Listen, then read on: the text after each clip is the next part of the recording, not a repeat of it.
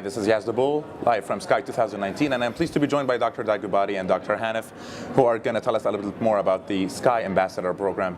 Thank you so much for joining us. Thank you. Dr. Daggubati, tell us a little bit more about the new SCAI Ambassador Program. So this is for the first time in 2019 we started a SCAI Ambassador Program. We are identifying particular physicians from different countries such as Egypt, Turkey, and India, China, Bangladesh region, Pakistan, as well as in Vietnam. And so the whole idea of a SCAI Ambassador Program is to have someone in that particular country who can be a representative of SCAI and actually bring up SCAI in the regional countries. We have seen a lot of difference between how with the member and without a member representing us in particular countries such as India, China, and Egypt and Turkey, how an impact is being done, whereas with the member who can represent, and that member is being called a SCAI Ambassador, and we see that and we are hoping that we can actually take SCAI to a greater level in the regional countries. And how are these people basically chosen? Are they appointed? Do they apply? How do you guys choose these people? So yes, they are appointed as well as they have to apply for number one, and after reviewing the applications, there's international committee for which I'm a co-chair along with David Zhao and the chair being Dr. Luis Guzman, and the executive committee including the president of SCAI. They all review the applications, and a particular person is appointed as a SCAI representative, as a SCAI ambassador for about 3 years, and following which he or she can identify another person. We also have representation from Saudi Arabia as well, where SCAI ambassador Dr. Mirawat is also a woman representative, which we are very proud of. How many countries are involved so far? Currently 6, and it is rapidly growing. Okay. Yeah. Dr. Hanif, tell us a little bit more about first-year goals for the ambassador. What are the expectations? See, first of all, I think it's really a great initiative from SCAI to have this ambassador program, because I come from Pakistan, and SCAI has been very actively involved in our national meetings for the last couple of years, and that has really made a lot of difference in terms of interest, active participation by the members in those meetings, and they have actively shown interest to become the members of SCAI as well and be actively involved in SCAI activities. And this year, unfortunately, just because of Ramadan, the timing was such not many people came, but a lot of people showed interest that they wanted to come to SCAI 2019 and attend this meeting.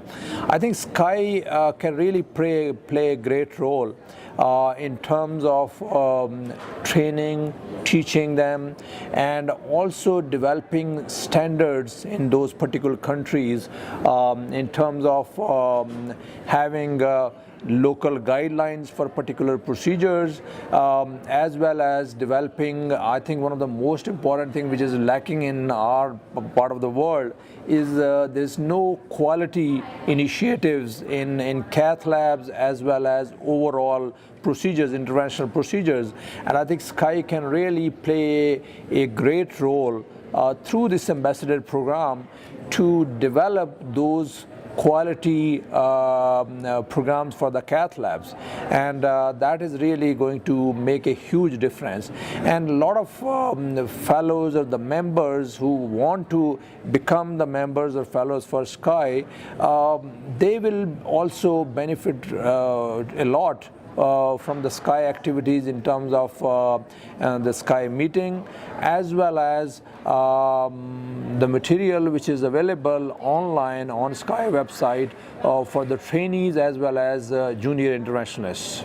Now, you mentioned SCAI can provide resources for these countries that are lacking some of the resources. Yeah. In terms of realistically, granularly, how can SCAI actually provide these resources to make basically these, for example, the quality research opportunities available? I think the this international committee, and along there are a lot of other committees, like there is a quality committee as well. These committees can collaborate with those ambassadors and basically come up with plans, and those ambassadors can tell them what are our specific needs, and then they can sit with the international committee or for those subcommittees and discuss how those resources can be provided in terms of knowledge, like how those, like for example, for quality initiatives, we have already certain standards and quality initiatives which has been applicable in United States, and those initiatives or those particular standards, how can those be adopted in our countries, so they can help a lot in that and basically guide us how that can be done, because we are sitting in those countries and we know the ground realities. We have a lot of resource limitations in terms of knowledge as well as other resources, and I think SCAI and these certain committees and the members who are really experienced and knowledgeable and who have worked in these things, they can be a great help to implement those things over there as well. Dr. Daggubati, let's say SCAI 2020 next year, how many countries would you think would be part of the ambassador program then? I think actually right now the way we are starting, probably there's an opportunity about nearly 20 countries. Wow, yeah. Or 20 ambassadors to align with the SCAI.